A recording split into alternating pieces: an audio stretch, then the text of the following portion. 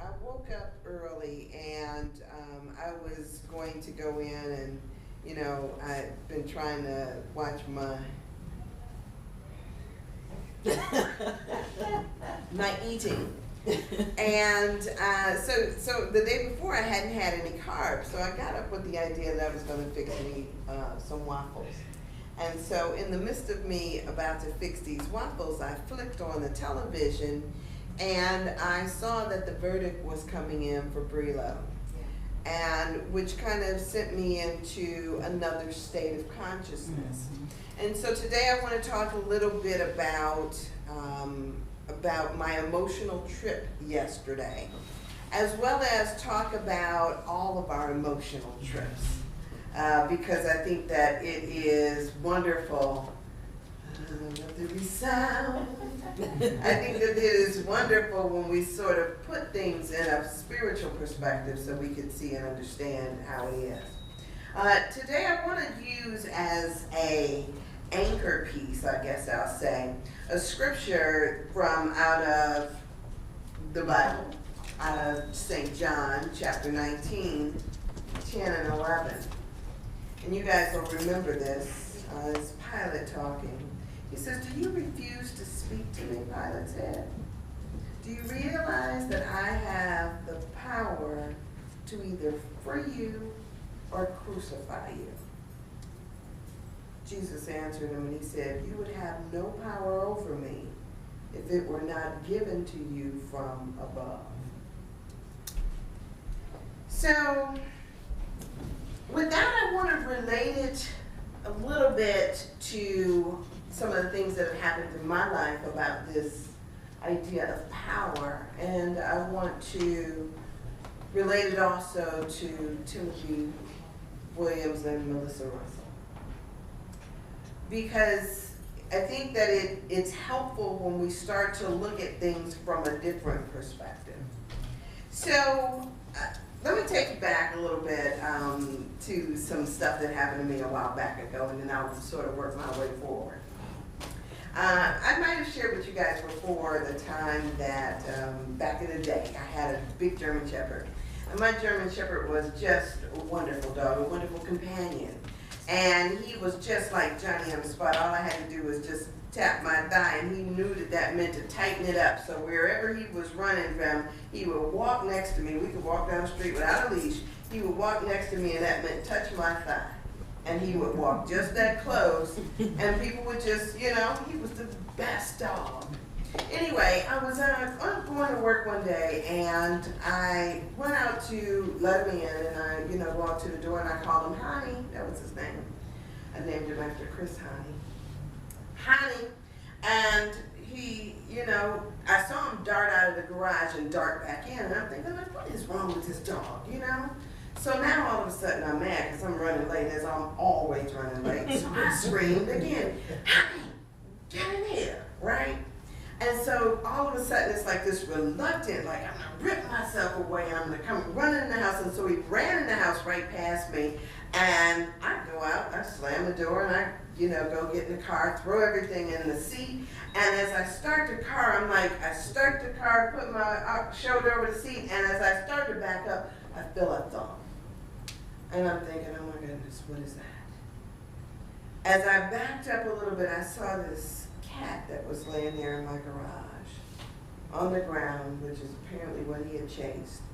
And the cat was, I'd run it over, right? I was so upset, I started to scream. I screamed, and I screamed, and I screamed. I was hysterical, because I was just like, oh my God, I killed the cat. I was just, and my brother ran out anyway. As I was driving to work, I'm still crying, tears streaming down my face, and I hear a voice as if it's sitting next to me in the car, and it says, "Don't wax yourself. You can neither give life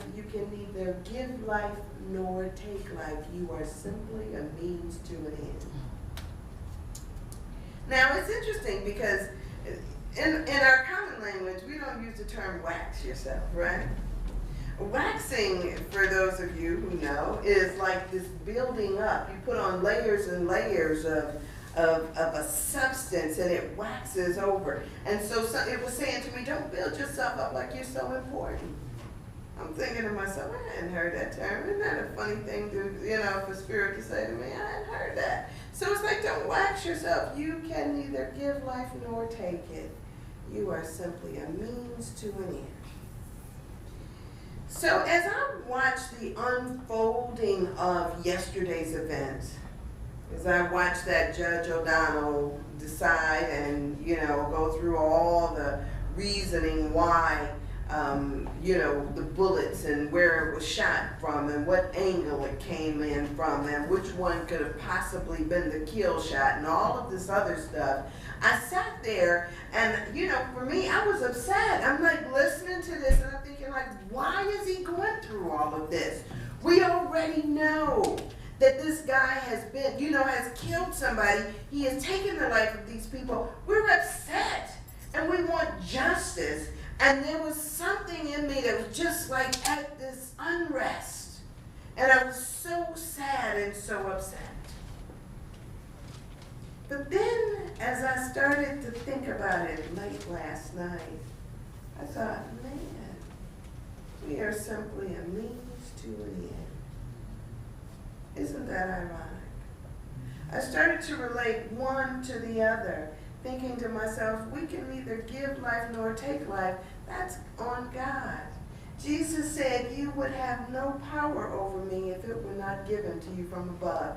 I had one of my professors used to sit there in class. He was the department chair in my philosophy department. And he would sit there and he would talk about all this stuff. And he sat in with class one day. He started talking about all of this stuff about how important he was. And he told me, he says, I have power over you. And I said, no, you don't.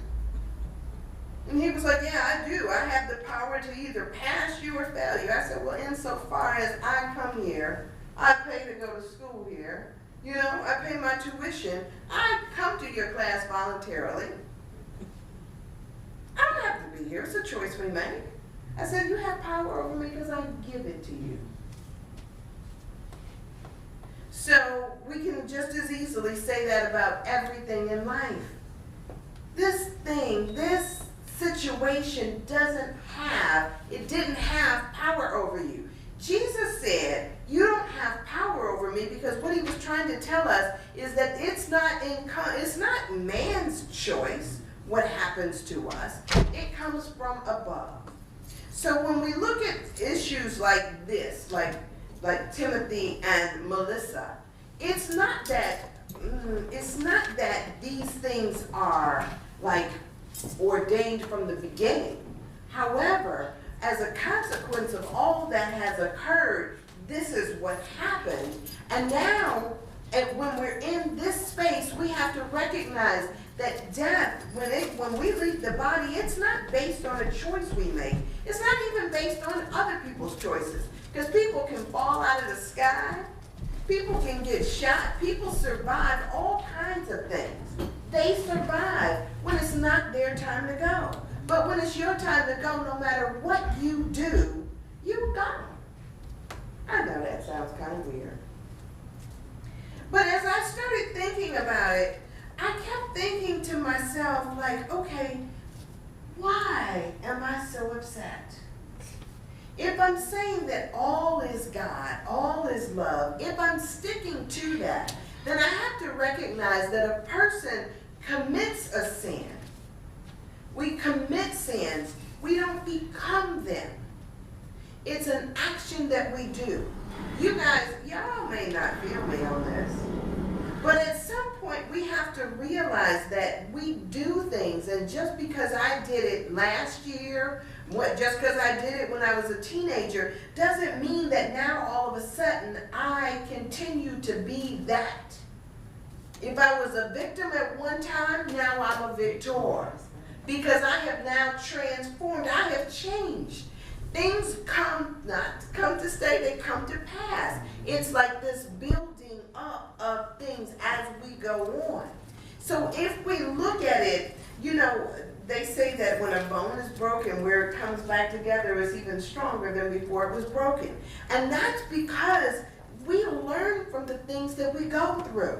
Hopefully this man, Brelo, I can't hold any malice in my heart towards him because that would infect me, right?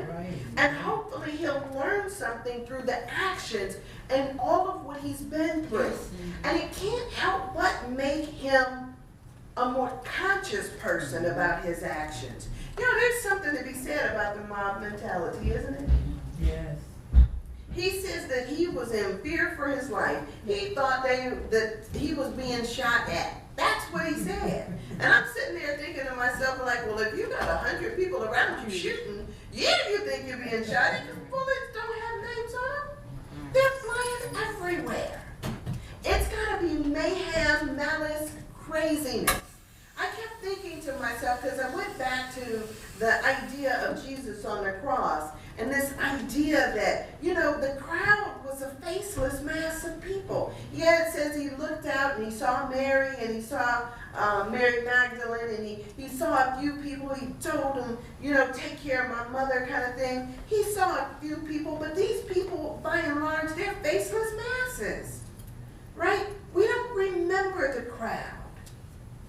In that particular situation, yeah, they named the other people that were participating in this, but it becomes, all of that stuff becomes the backdrop for the fact that 2 people lost their lives on that day. No matter what anger we carry with us, no matter what happens, it doesn't bring them back. And if it did, well, what would we say? What would that say about life? This stuff, it happens, and it happens just like it's supposed to. Unfortunately, I know that's hard to take. But I see people come and go. It's like part of the process of life that we come here, we live, and then we die. How we die is not up to us. I say to some people, I always have this vision that one of these days when I go, I'm probably going to drown.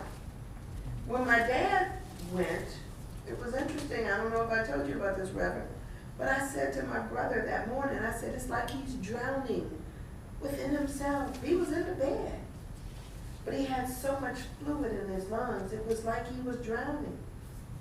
I always have this vision that I'm drowning. I don't know if it'll be a body of water or a bowl of soup. But we don't get to choose that. We just go. So I kept thinking about, you know, all of life, it's an intelligence to life. You know that? I mean, there is this divine intelligence to everything. It self-organizes, and then it seems to somehow self-perpetuate itself. It's self-correcting. So if, So say for instance you've got something and within it, it's already coded for the place that it's supposed to go. Y'all know what I mean? It's kind of like our DNA coding that tells us that we're here and that we go to someplace else. It's all part of our growth pattern. We see and we have this idea that, you know, within us is unlimited potential. Within each of us is unlimited potential. And that potential remains the same potential until all of a sudden we give up on ourselves. So if there is potential in everything, an acorn to become a big old oak tree. I mean, you know how big an oak tree is? I mean, for a seed to become a plant, the things that feed and nourish us, all that built within it a divine intelligence, growing it into what it's supposed to be. All of it is like that. And so even in that self-correcting, even in all of that stuff, no matter what we get into, I always tell people I'm resilient because I know that no matter what happens to me, I'll be okay. It's kind of like that palm tree that when the winds come, it bends over and always goes all the way over. It can touch the ground, but it won't break, right? Snaps right back up into place because that's what it's to do. I'm resilient just like that. You are resilient just like that if you so choose to be. But you know what? I love that that when I used to sit, Al Sharpton, one time I was listening to a sermon that Al Sharpton gave. Y'all know he was actually a minister first, right? Yeah. So he was talking, and gave this talk, and he said, you know what? He says, if I come over there and if I knock you down out of that chair, that's on me. If I come back 2 weeks later and you still laying there, that's on you. Right? And so at some point, we have to make a decision to be resilient, to go on, to go through and to grow through whatever it is that life gives us. Self-correcting, which means that at any point we can change our mind about what we were doing before and choose to do something else. You've got to have more consciousness. Well, I don't know. But a seed knows where it's supposed to grow to, right? It doesn't, plant a cucumber seed and it all of a sudden come up a watermelon, right? It knows what it's supposed to do because it's coded for that. If you're coded in a particular way, sometimes we go all askew, right? Sometimes we go all wishy-washy, wishy-washy, wishy. They say that raise up a child in the way that you have him go, right? Sometimes it seems like he gets all off course, but they come right back to where they're supposed to be. And so all we need to do is make sure that we are putting in what it is that we want to see come out. In the case of Melissa and Anthony Williams, did I get them wrong? Because I keep switching their names around. But in the case of that, I mean, no matter what has happened, it's not just for their families alone. We all have to take away something from that. Yep. All of us have to learn from it. All of us have to grow from it. And all of us have a lesson in forgiveness to learn, right? Yeah. All of us have a lesson in how not to blame the victim, right? Oh my goodness, because sometimes we get into that, right? We'll sit there and we'll say, well, if they hadn't done this, if they hadn't done that, blah, blah, blah, blah, blah. We go through and we pile on more stuff, saying that they shouldn't have done this, they shouldn't have done that. Who knows what goes on in their minds? As a matter of fact, it could have been one of those Thelma and Louise moments. They were thinking, maybe we ain't gonna get out of this alive anyway. Yeah. And so if at a certain point, they figured out, maybe we ain't gonna get, what's a person to do? I don't know. I don't know what they were thinking. I don't know what comes into their minds. But I know that sometimes, all the time, shift happens. Don't y'all about that? They used to have those little bumper stickers and they would lose the F on the shift and they had those things on there. The shift really does happen. I was talking to my friend the other day and we were talking about the meaning of names. And my name is Sandra Bishop, and I think that's a powerful, wonderful name. Bless you. I think it's a powerful, wonderful name, and it carries in it a calling, a course. And so we started talking about the meaning of names, and he said Turner. And I started thinking about Turner, and of course, the dictionary will give you all these little things about the meaning of what a name means. I wonder if a Turner is that thing that turns. I wonder if it is the thing that causes a shift in thinking, a shift in perception, right? Somebody that turns things over. I started thinking about, isn't that in itself powerful? That's what that thing yesterday did for me. It turned me from a point where I was just angry into, what's the truth here for me? Where do I stand? If I stand knowing that love is what's real, I'm turning to God and I'm saying, God, show me love in this situation. Yeah. Show me how to get to a point where I know what I see but I need to redefine what I'm looking at. So I started thinking about a book. Sometimes you know how you flip through the channels. So years ago, I'm flipping through the channels, and I saw this guy on TV, and I can't even tell you what his name is. I want to tell you that it's Timothy something, and I know it was. He had written this book, and he was talking about how most churches today get caught up in talking about the devil. And he was saying that he's always talking about, what the devil is doing and what the devil will make you do and how the devil will deceive you and Satan get behind me. And he says, most churches sit there and they talk about it and they mention the devil and Satan over and over again, as if the whole point of being a Christian is to overcome the devil. He says, but I wrote this book, and this book is called God Chasers. And he says, and we're not even concerned about anything else. He says, because as a runner, he says, if you look over your shoulder and you keep looking over your shoulder, that slows you down. If you keep looking over your shoulder, you're bound to run into something. He says, but if you're just chasing after God, then you don't have to worry about all the other stuff. You get to choose whether you're going to be a devil runner, running from the devil, or chasing after God. So in that, I was sitting there and I'm thinking to myself, I don't want to see all of this stuff. I'm not trying to negate that things happen, things that I think are horrendous, things that ought not happen. I'm not trying to deny that those things happen. If there was not darkness, what's the sense in proclaiming anything about light? Right? We were just singing about light, right? What's the sense in even talking about light without the existence of darkness? We have to know that one gives rise or sets the platform for the other. It's as if this is the framework or the platform on which it exists. Let there be light was said because darkness was, not because darkness is an entity, darkness is an absence of light. So we acknowledge the fact that it's there, but let's not get caught on it. We're chasing after God.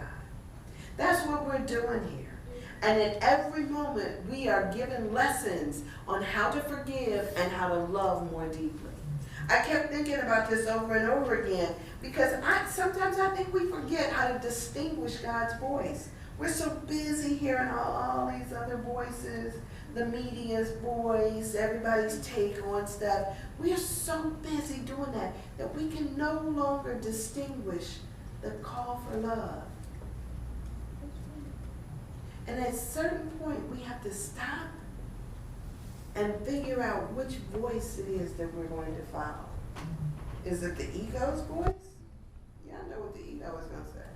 The ego is busy trying to tell you all, everybody's out to get you, this happened, that happened, blah, blah, blah, blah, blah. The ego tries to act like it's running things, it's in control, easing God out. It's trying to make it seem like you're separate and apart from all this other stuff. The ego will have you thinking all sorts of things.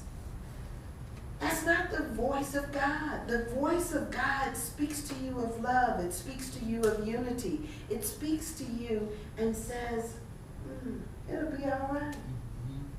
It speaks to you and says that you're resilient, just like that tree. You're going to get back up. You're going to be okay. So I started thinking about it in that sense. Y'all remember a couple of years ago, there were 5 Amish girls that were gunned down in a school? Yes. It was interesting because that showed us something. Those girls at school doing what girls do.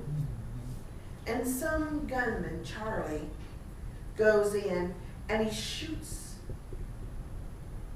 And there's 10 that were shot and 5 are killed. 2 of those girls that were killed came from the same family. And when, I guess Charlie was killed in the midst of all of what had gone on that day, the gunman did. He was killed.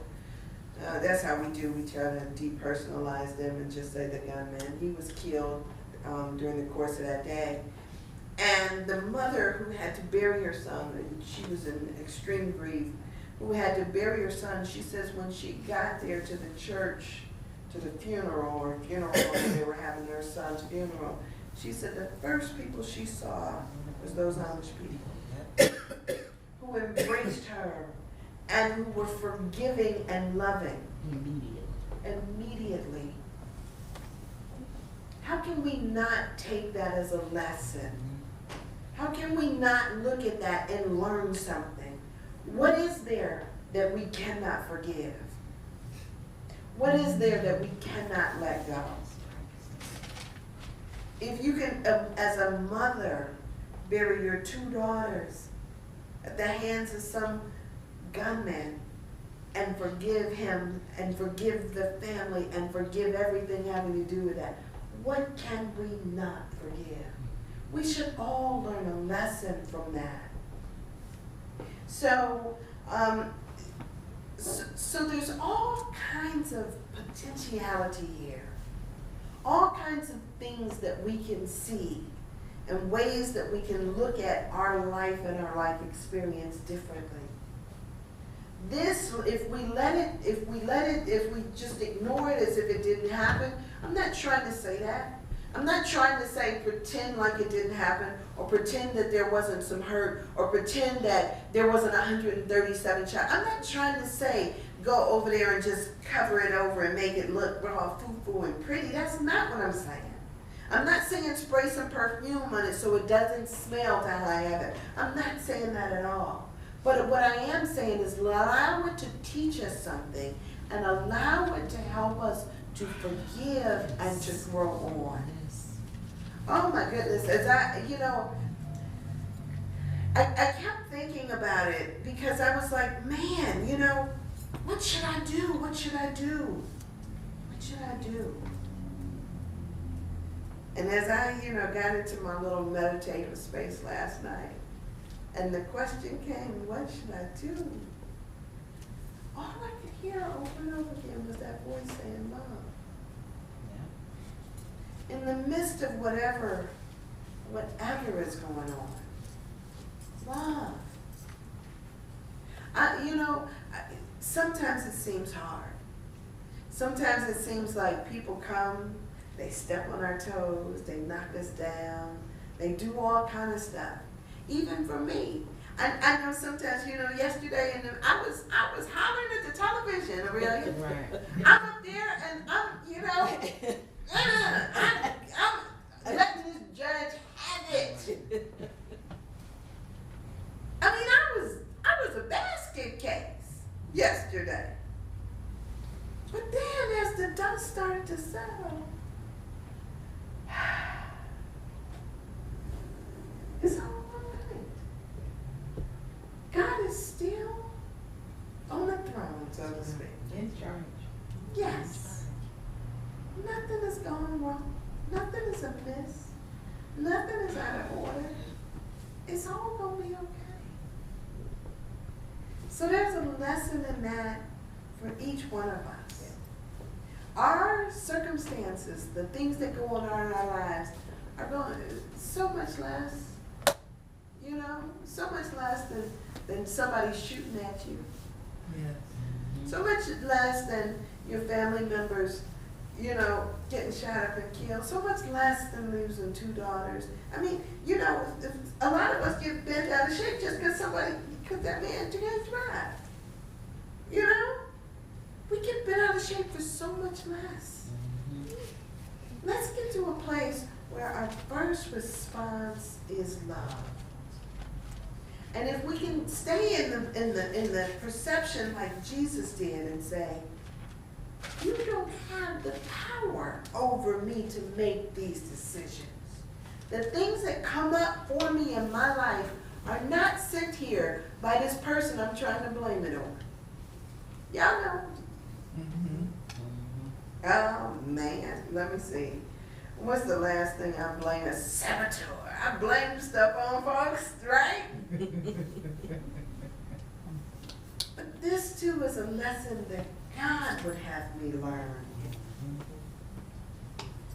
These lessons that we go through to grow through. And God sent them for our highest good. Y'all, you know, it's funny because all of this stuff is developing the spiritual musculature that we need in order to see our highest growth and our highest good. When I say spiritual musculature, that means that it's stuff that you need to move and to use in order for it to develop and build, right? You don't see people that get these fantastic bodies by sitting around eating jelly donuts and cupcakes, right? Right, or watching TV. All of that stuff, wonderful bodies don't come through being idle and just sitting back being a couch potato. It comes through work. And this work is the work that we do on a physical level, but also on a spiritual, mental level. We have to do the work to build the muscles to deal with what goes on in our lives. And so if we're not challenging ourselves in every instance to look and see love, then what are we doing? It's just like sitting back eating a Twinkie, a cream puff. And then we'll let the TV tell us how to think. And we'll do nothing. You guys, we have more potential within us than that. So just like you work out your body in order to stay fit, you also have to work out your heart and your mind so that you have the spiritual framework to deal with what's going on. This is a lesson for all of us in how to love. I know y'all are up to the task. All right, so pray with me. So Father, Mother God, in this moment, we just come to you thanking you, not just for our lives, but for the lives of Timothy Williams, of Melissa Russell. We even give thanks for Brelo and O'Donnell. For every newscaster, news station, for every protester that's out there, God, because they have their place too. It's the growth that all of us need to go through, God. We just ask you to heal our hearts and our minds so that we might see forgiveness and love. We'll ask you to let us release every small idea that we've had and step into the newness, knowing that we are spiritually mature and able to handle whatever you bring our way. So God, I'm thanking you for a healing right now, a healing on a physical level as well as a mental, spiritual level. I'm thanking you right now that you heal our city. I thank you right now that you bring us back together so that we know the truth, that you are still in control and all is well. Thank you, God, and so it is.